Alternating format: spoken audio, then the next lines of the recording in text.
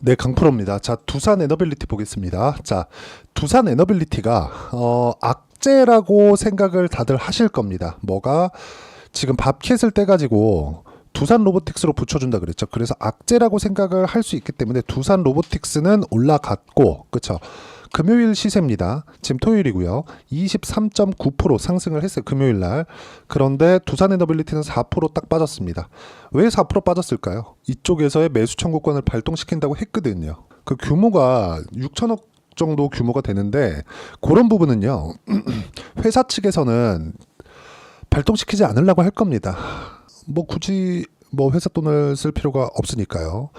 자, 그렇다 보니까 자꾸 이걸 가지고 알짜 기업인 두산 마켓을 떼가지고 로보틱스 밑으로 붙이니까 악재가 아니냐. 표면상으로 보면 악재가 맞습니다. 근데 우리가 봐야 되는 부분은 두산 에너빌리티가 두산 로보틱스에 주식을 받아와요. 그러면 두산 로보틱스 밑에는 두산 밥캣이 있고요. 그리고 로보틱스가 밥캣을 이용했을 때 더 성장하는 그런 폭을 만들 수 있고요.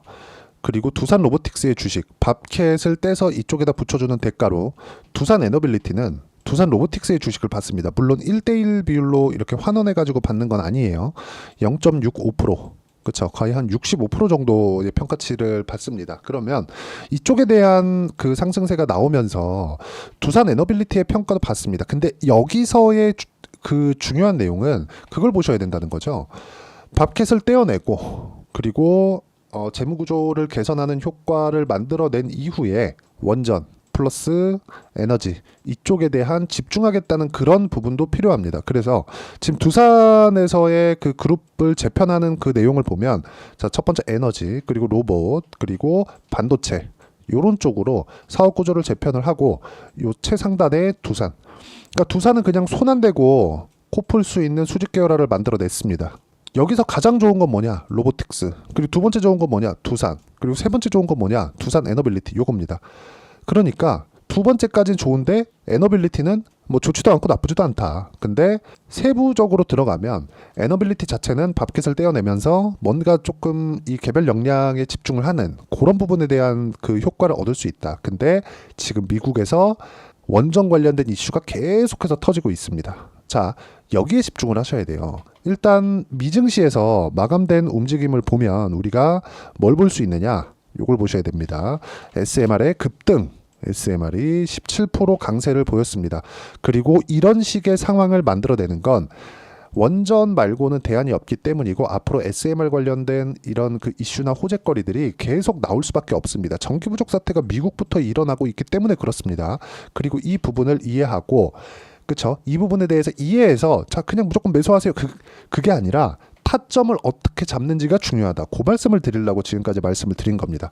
자, 여기서 나오는 뭐 분할 관련된 것 때문에 에너빌리티가 고평가 받았었던 원인이라고 일컬어지는 밥캣에 대한 부분 그게 아니라는 거죠. 원전 관련된 이슈가 계속 붙어 있기 때문에 에너빌리티의 시가총액이 10조 원을 넘나들 수 있었던 겁니다. 그렇죠? 그런 상황에 대한 부분을 이해를 해야 된다는 거지. 우리가 뭐 여기서 뭐 밥캣 때니까 이제 뭐 두산의 에너빌리티는 안고 없는 찐빵이 됐다 뭐 그런 게 아니라는 겁니다. 그리고 이런 부분에 맞춰서 거래를 할 때는 철저하게 가격 위주로 우리가 매매를 이어나가는 게 중요하고 가격 위주로 매매를 했을 때 어느 정도까지 수익을 낼 수 있느냐. 정확하게 제가 보여드리면 1월 1일부터 7월 12일까지 600%가 넘는 수익 구간을 만들어냈고요.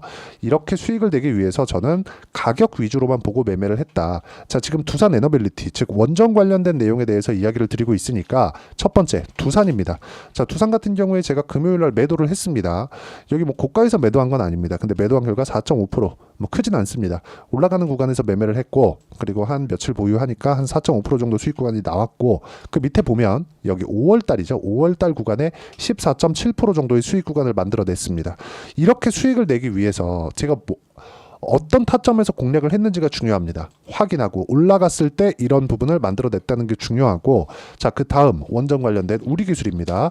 우리 기술은 제가 다음 주에 매수 타점이 충분히 나올 수 있는 구간으로 판단을 하고요. 그리고 우리 기술 같은 경우에도 5월 달에 매매한 결과 어떻습니까? 23% 그리고 며칠 전에 매도한 결과 8% 정도의 수익 구간을 만들었다는 점이 중요합니다. 이것조차도 제가 싸게 살려는 노력을 하지 않았죠. 이렇게 가격 위주로 보셔야 된다는 거고 이 부분에 대한 내용 내용, 가격 위주로 보는 내용을 실시간 시세가 필요하기 때문에 여기 소통방에서 공유를 해드리고 있습니다. 여기 보면 6월 28일 대한전선도 있죠. 대한전선 같은 경우에 보면 지금 아직까지 보유하고 있는데 이렇게 그쵸? 금요일날 4% 빠졌지만 목요일날 같은 경우에는 11% 강세 마감이 되는 그런 상황이 됐고요. 실제 고가 돌파하는 구간에서 제가 공략한 결과 며칠 동안 그쵸? 거의 한 2주 정도의 기간 동안 25% 정도의 수익 구간을 5월 달에 만들어냈습니다. 이런 부분을 제가 여기 소통방에서 공유를 해드리고 있으니까 매매하는 과정에서 내가 어떻게 판단해야 되고 매매를 해야 될지 잘 모르겠다 하시는 분들은 소통방에 들어와서 배우시면 되고요. 소통방은 무료로 진행하고 있으니까 구독과 좋아요 눌러주시고 상단에 있는 전화번호로 구독 또는 소통이라고 문자 보내주시면 소통방 입장 링크를 순차적으로 공유를 해드리도록 하겠습니다. 어떤 식으로 판단을 하고 어떤 식으로 매매를 해야 되는지 그 내용에 대해서 제가 실제 계좌를 오픈해가면서 제 매매 타점까지 보여드려가면서 이야기를 드린 거고, 이 내용에 맞춰서 우리가 봐야 되는 부분은 딱 한 가지입니다. 두산 에너빌리티는 언제 매수를 해야 될까? 제가 두산 보여드렸죠. 그리고 우리 기술에 대해서 보여드렸죠. 그러면 두산 에너빌리티 같은 경우에는 자 보세요. 제가 우리 기술을 매도하고 나서 매수 지금 보유 중이고요. 수익 구간에 있고요. 그리고 마지막까지 매수를 했지만 지배구조 이슈가 터지면서 4% 정도 빠진 게 금요일입니다. 그리고 지금 주말이고요. 다음 주에도 두산 에너빌리티의 21,500원 이상 또는 22,000원 이상에서 제가 매수 타점을 잡습니다. 이하가 아니라 이상이에요. 올라갈 때.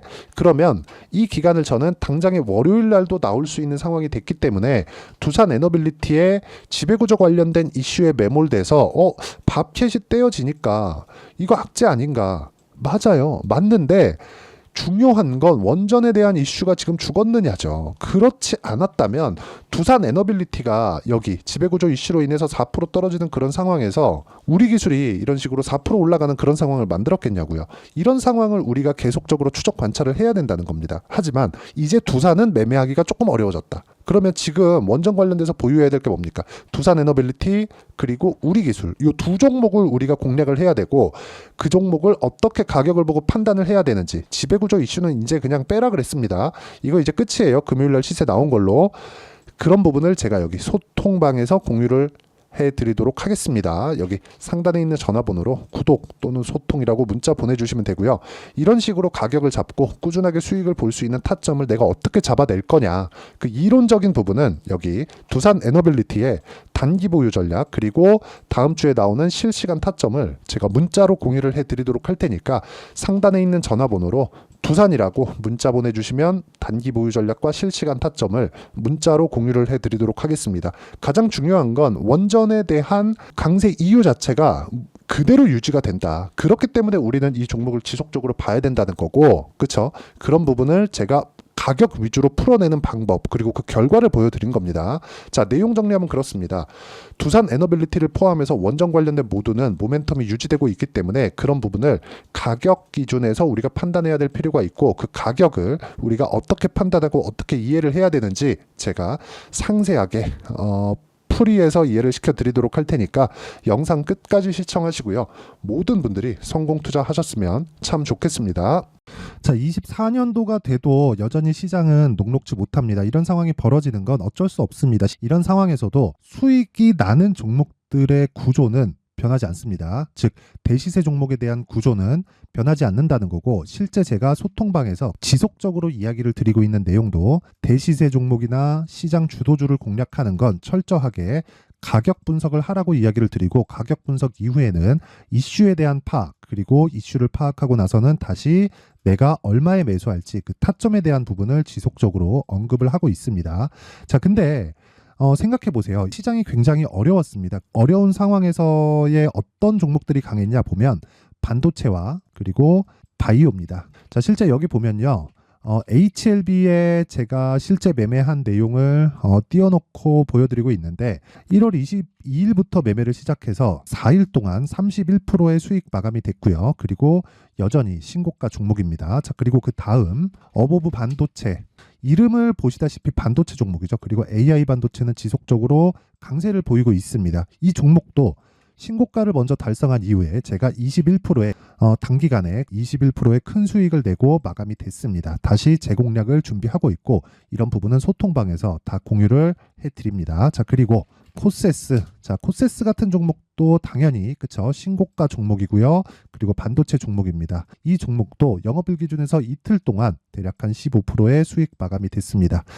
내용을 한번 보시면 어떻습니까? HLB를 포함해서 뭐 30%, 20%, 뭐 15% 이런 식의 수익이 지속적으로 발생하고 있는데 이 세 종목 모두 다 신고가 종목이고 1월 달에 시장이 약세를 보이고 있는 구간에서도 강했었던 그런 종목입니다. 특징점이 하나 있는데 그 이슈에 앞서서 가격이 먼저 반영했다는 거죠. 그렇게 제가 가격을 먼저 보고 이슈에 대해서 파악하는 이유는 결과적으로는 큰 시세를 먹기 위한 사전 준비 작업입니다. 실제로 큰 시세를 먹기 위해서 사전 준비 작업을 했을 때 여기 레인보우 로보틱스 127% 그리고 ISC 98% 그리고 한미반도체 97%의 큰 수익을 내는 상황을 만들 수 있습니다. 어떤 식으로 소통방에서 진행됐는지 그쵸, 그 상황을 제가 이야기를 드린 건데 이런 상황도요 당연히 신고가를 공략했을 때 가능한 겁니다. 자, 그러면 이번에도 마찬가지입니다. 그쵸, 정부 주도의 코리아 디스카운트 해소 방안이 2월 달에 발표를 하고요. 그리고 2월 달에 발표된 내용을 토대로 주가가 움직이는 게 아니라 이미 움직인 내용이 있죠. 실제 이 내용은 크게 중요한 게 아니라는 겁니다. 실제 움직인 내용을 보면 자, 기아차입니다. 실제로 12월 달에 신고가를 만들어 놓고 정부에서 입김을 불어 넣으니까 순식간에 기아차를 포함해서 현대차 같은 거대 기업들의 주가가 2주도 채 되지 않아서 40% 정도의 큰 시세를 냅니다. 자, 그러면 우리는 어떤 종목을 봐야 될까요? 이슈를 파악해야 되는 것도 맞지만 철저하게 가격에 맞춰서 매매를 해야 되는 게 당연히 중요합니다. 정부가 주도하는 정책 방향이 있겠죠. 그 방향에 맞춰서 우리가 종목을 찾을 필요가 있다. 자, 그럼 답이 나왔습니다. 정부가 주도하는 방향에 맞춰서 제2의 기아차를 찾는 게 지금은 중요하다. 근데 정부 정책의 방향에 맞게 가자. 그랬을 때 앞서서 제가 보여드렸었던 내용인 여기 레인보우 로보틱스 127% 그리고 ISC 98% 그리고 한미반도체 97%와 같은 수익을 낼 수 있습니다. 물론 시간에 대한 부분은 최소 2주의 시간이 필요하고요. 그리고 최장 3개월 안에 끝내야 됩니다. 자, 기아차의 시세를 보셨던 것과 같이 2월 달에 정부 정책의 방향이 결정되고요. 바로 3월 달이면 시행입니다. 자, 그러면 우리는 거기에 맞춰서 당연히 종목을 찾아야 되고 제가 제2의 기아차를 찾아놨습니다. 제가 아까 전에 소통방에서 이야기를 드렸었던 내용 다 공개를 해드렸는데 그 내용처럼 종목만 받고 싶다 하시는 분들은요. 상단에 있는 제 전화번호로 대시세, 자, 대시세라고 문자를 보내주시면 정부 정책의 방향에 맞는 종목을 모든 분들에게 무료로 공개를 해드리도록 하겠습니다. 자, 제가 원하는 건 채널 성장이 목적입니다. 자, 그래서 구독과 좋아요 꼭 좀 부탁드리고요. 모든 분들이 정부 정책에 맞는 방향으로 매매를 이어가서 큰 수익 보셨으면 좋겠습니다.